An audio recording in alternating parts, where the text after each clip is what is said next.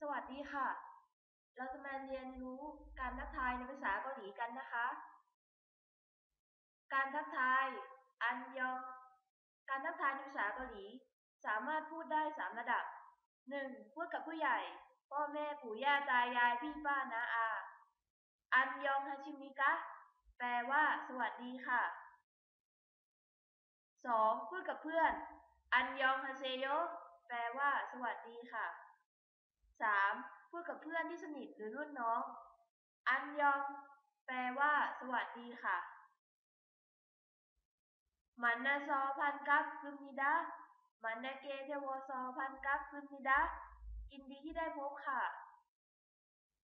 มันนาซอพันกาวอยโยยินดีที่ได้รู้จักค่ะทาอึมเนะเทปเกตซึมิดาพบกันคราวหน้านะคะอันยองฮีชูมูเซโยลาตรีสวัสดิ์มีอันฮัมนิดาขอโทษชินเยฮัมนิดาขอโทษในลักษณะที่เสียมารยาทคำซาฮัมนิดาขอบคุณเกรนชันซึมนิดาไม่เป็นไรตอบรับคำขอโทษชอนมาเนโย